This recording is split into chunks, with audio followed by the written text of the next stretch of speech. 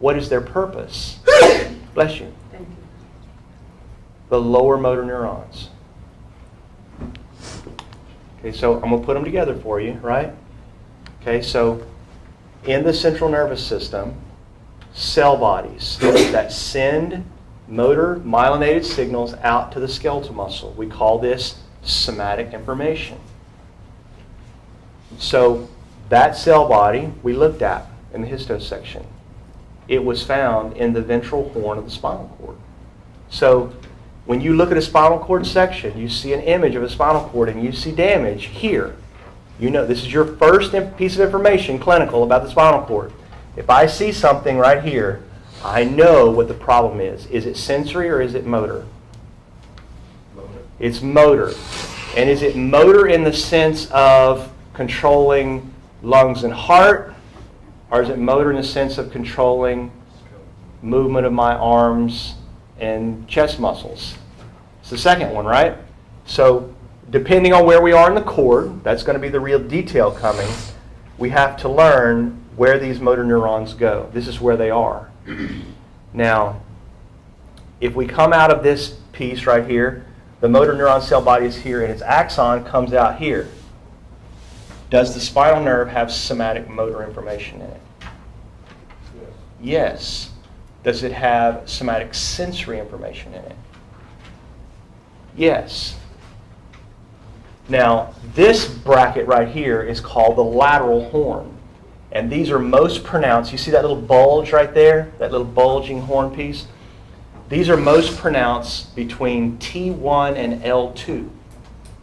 Now, what do you know about the spinal cord divisions T1 to L2? Sympathetics, exactly. So there are cell bodies in this area right here, in the lateral horns, that are the cell bodies of the sympathetic nervous system. Now, when these cell bodies right here send their signal out this way, what kind of information is that? Somatic or autonomic?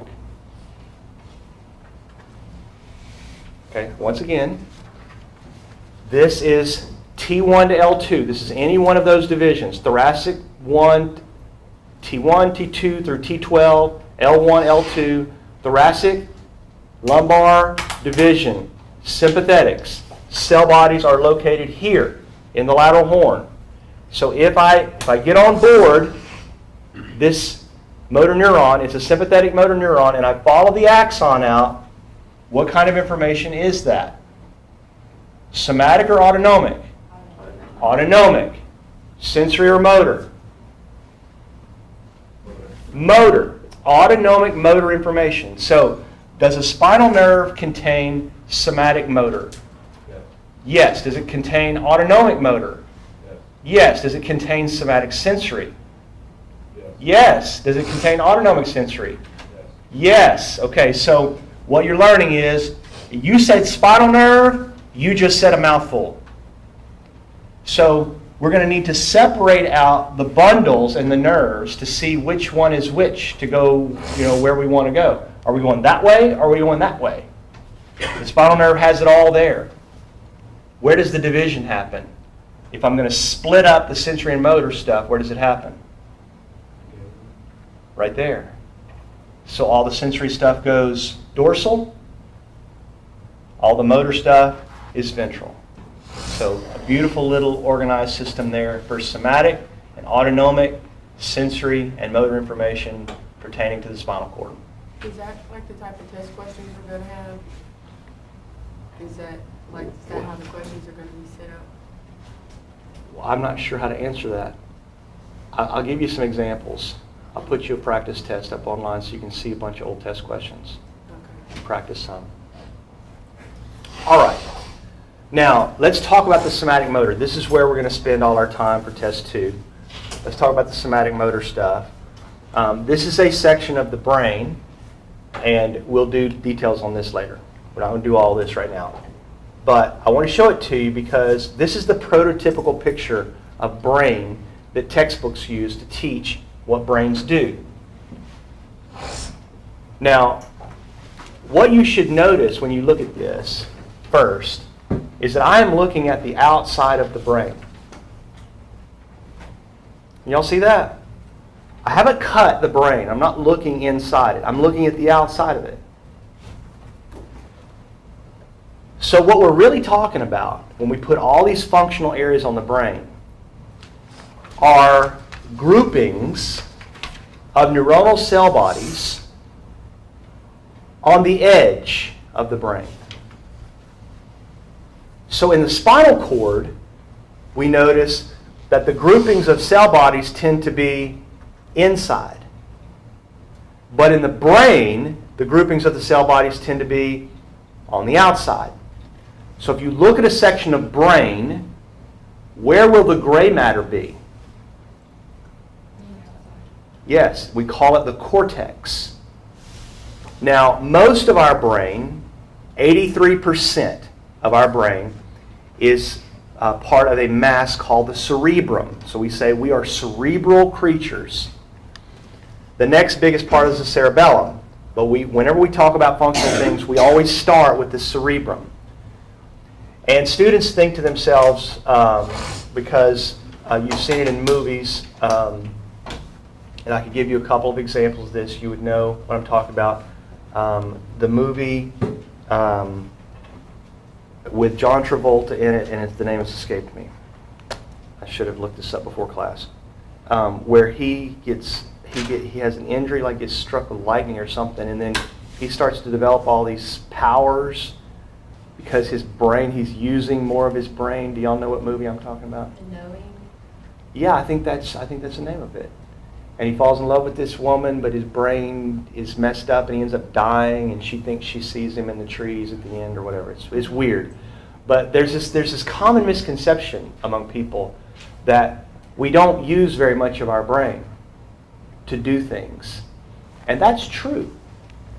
You see, functionally, the cerebral cortex has distributed function in locations. And we know where most of those are, and we know about the connections from most of those places. So when a young person comes to me and says, don't you think, we should be using more of our brain mass? Don't you think this would be a good thing? I give them this as an example, this picture. I say, now look at this. You want to use more of your brain, right? So let's just stimulate all of the cortex and see if you can use it all at the same time. Now what would that look like? If you want to see what that looks like, just go to YouTube and type in grand mal epileptic seizure. That's what it looks like when your whole brain is being used at one time. The thing is set up to have functional distribution. You're supposed to use this piece when you're doing that, and this piece when you're doing that. I don't want to use all of my brain at the same time. It's set up so that we can use parts of it to do what we need to do. And part of that is moving, consciously making muscles contract, the somatic nervous system. Those neurons that make us move are found in the brain along a ridge between the frontal and parietal lobes called the primary motor area, also referred to as the precentral gyrus. So the brain itself is a convoluted structure. There are hills and valleys in it. The hills are called singular gyrus, G-Y-R-U-S. And the valleys are called sulcus, singular, S-U-L-C-U-S. So if you look at a brain, the sheep brains I'll give you will have this, and you work your way from the frontal toward the parietal lobe, along about the place, actually it's just slightly behind, where the coronal suture is. Can I say that? Where the coronal suture runs across here and meets the sagittal, right about that location, there's a sulcus that runs across the top of the brain. It doesn't run straight like this. It's a winding pathway. The hill that's right in front of that has all of the motor neurons in it that make you move. They are called the primary motor area neurons, the neurons of the precentral gyrus. They are also oftentimes referred to as the motor homunculus. Now that word homunculus is a Latin word that means little man. because there is actually a map of the body on this precentral gyrus. So this red piece right here, I have sectioned for you in a coronal section, a frontal section. The section is taken like this. And you're looking at that section. There should be another half here that looks just like this half. So this is just one half of that coronal section. And you can see that the different regions of the body are distributed here. Now, most neurosurgeons, and I've met a few in my life, when they're doing procedures, brain procedures, with interns or residents with them, they use this as a teaching tool. If they have to remove part of the skull cap around the coronal suture, they will do this with their students. You can actually, there are no pain receptors on the surface of the brain, which means once you've given a local to deaden the skull, you can cut the skull open and then wake your patient up while their brain is exposed and ask them questions. So what you can do at this point, if you know the map of the body on the precentral gyrus, you know that tactile touching a neuron will make it fire, then you can touch the different regions of the precentral gyrus and watch the muscles on the body respond to that while the patient is awake. It is a fascinating thing to watch. Now, what part of the human body takes up the biggest mass of the precentral gyrus for control?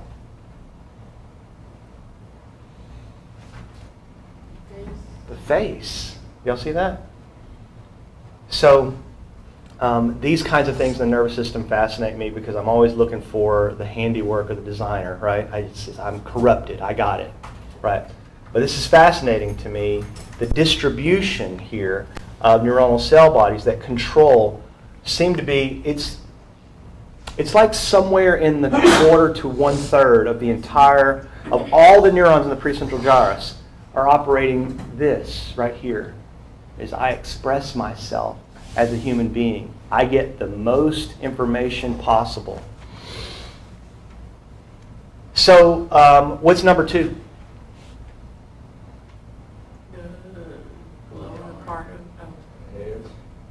You see how big the hand is there? Now this might be a little man, right? But that is one weird looking dude. This dude has got a head, you know, this enormous head and these enormous hands and then little bitty arms and legs.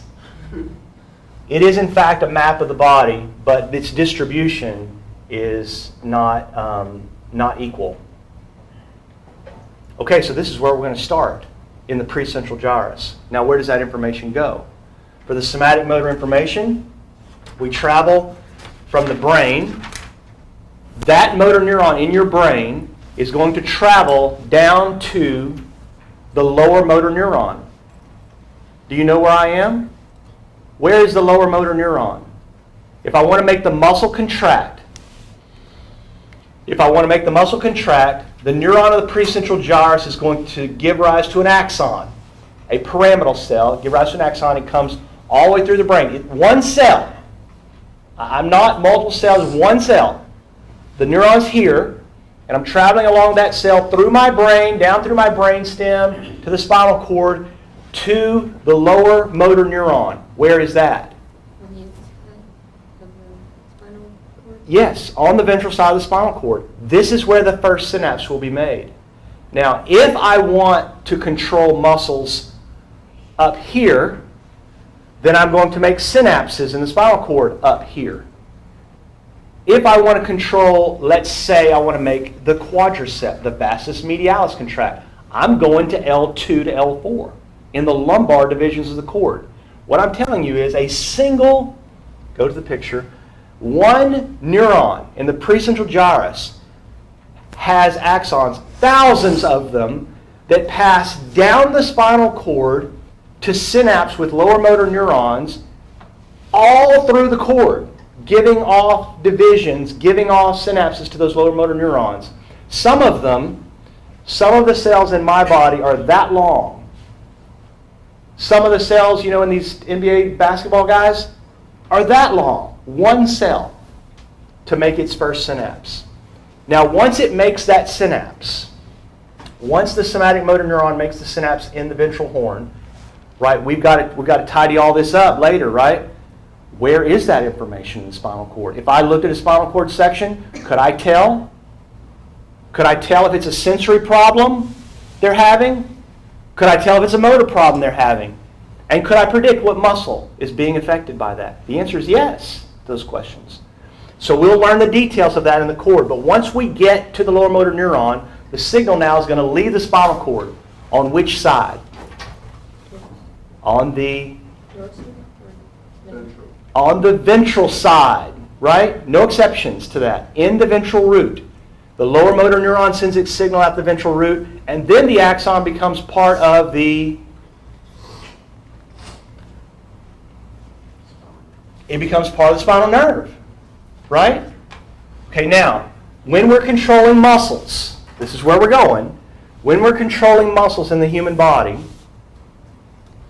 the muscles of the upper and lower extremity, the muscles that move us, these muscles of our arms and legs and shoulders and hips, these muscles are controlled by motor neurons that come from multiple spinal cord segments. Now, why would you want to set the system up like that? So I know that I can get C5, C6, and C7 a lot of times information to the bicep. Why would I need 2 or 3 spinal cord segments to go to one muscle? Why would you set the system up that way? We don't know the answer to that question. We didn't set it up. But does it make sense that you would do it that way? Why wouldn't you have C5 going to the bicep? And then C9, C8, C9, and then C7 going to the tricep? Why wouldn't you set it up that way? One division goes to one muscle. What? Redundancy. Yeah, you see that? It's redundancy. That means when you have an injury, a spinal cord injury or a spinal nerve injury, you're not going to lose complete control of that muscle unless it's a massive injury. So by having a system where you have multiple segments controlling an individual muscle, you have redundancy. You have a safety net, in other words. And these nets, these safety nets in anatomy are called plexuses. So the first one that we will spend time with is called the cervical plexus. The second one will be called the brachial plexus. This one is by far the most difficult. The brachial plexus is the one that does your arms. So we'll spend a lot of time talking about the projections of cervical and brachial plexus. We got to find multiple divisions going to places. In our neck muscles, yesterday you already started with the thyrohyoid, the sternohyoid, the sternocleidomastoid. Y'all started learning these yesterday. Yes? And so we're going to put nerves on them. We'll come off, some of them will come off spinal nerves, and cranial nerves, and I'll make a point about that. And then we'll start learning cervical plexus. Here's one example, and then I'll move down and I'll move on.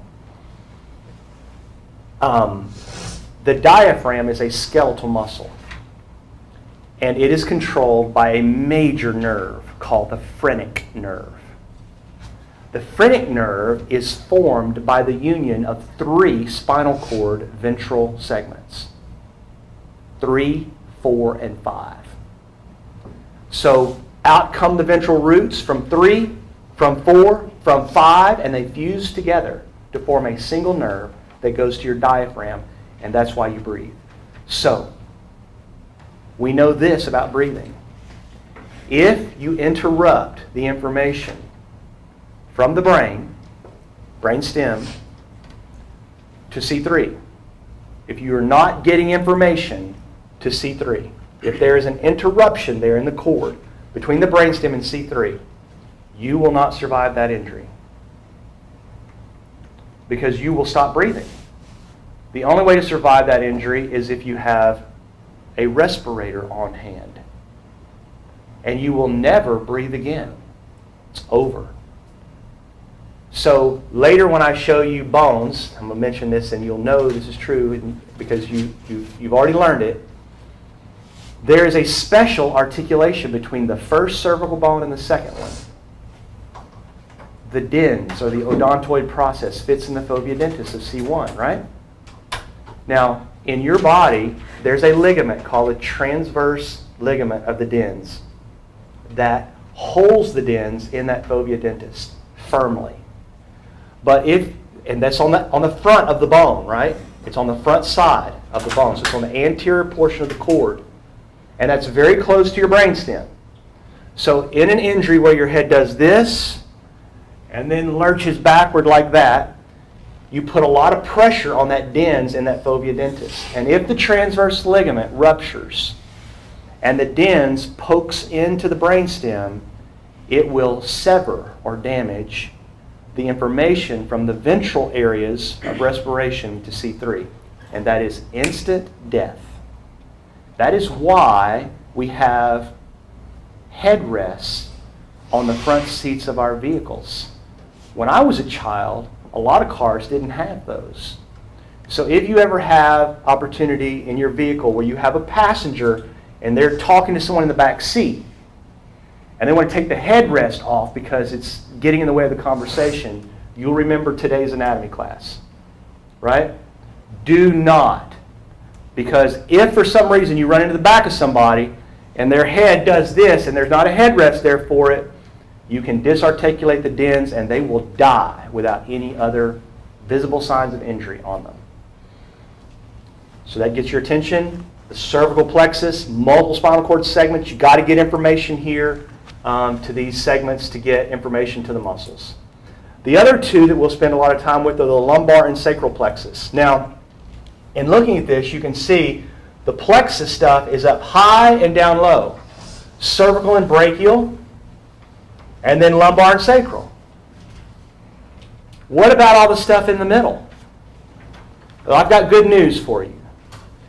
The nerves that come off in the middle of the cord, in the thoracic divisions of the cord, are called, generally speaking, the intercostal nerves. And there are no plexuses, and they come off in segmental divisions, which means you don't have to memorize anything. You can guess. If you know your anatomical landmarks, you can guess here. T1, T2, T3, T4, they run with the ribs, and so you can guess what they are. The real difficulty in the anatomy for controlling the muscles are in these plexuses, so that's where I'll spend most of my time. Now, last thing, and I'm done with the somatic motor output stuff, and then we can move on to some muscle anatomy on Monday and finish all this up. All right, so here it is. This is a picture of spinal cord. Everybody gets the impression, after I've just taught it, I got one piece coming off the front, one piece coming off the back, a ventral root or dorsal root. The dorsal root's sensory, ventral root is motor. And everybody goes, I got it. Okay, you don't have it. Okay, because the truth is, in real life, this is what it actually looks like. There are multiple rootlets that come off of these sections.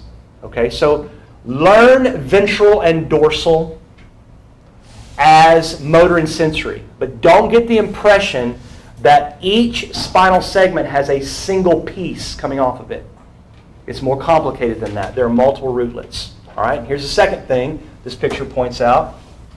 This is a orient them piece. This is a sympathetic chain ganglia. So the chain is running on this side, and the chain is running on this side. Y'all heard that today already? This is called the rami communicantes. This ramus, coming from the spinal nerve that goes into the ganglia, is myelinated. What would we call it? The white ramus.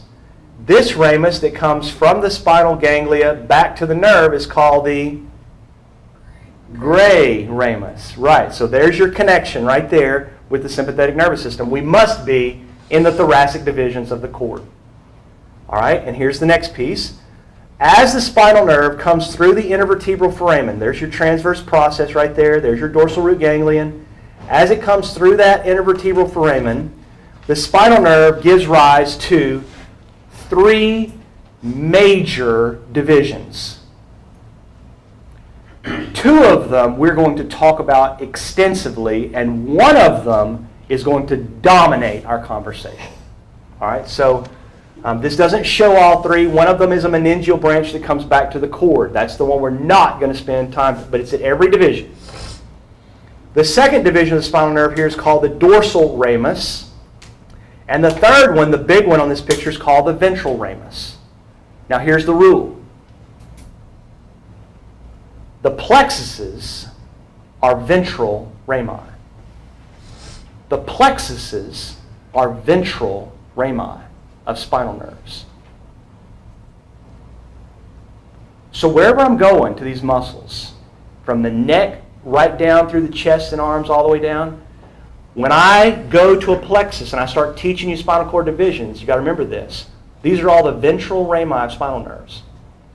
So where do the dorsal rami go? Okay, so we will pick those up. The deep muscles of the back, the erector spinae, get dorsal rami. So I will show you those in time. Okay. Spinal nerve anatomy, and I can do muscles. We're getting close.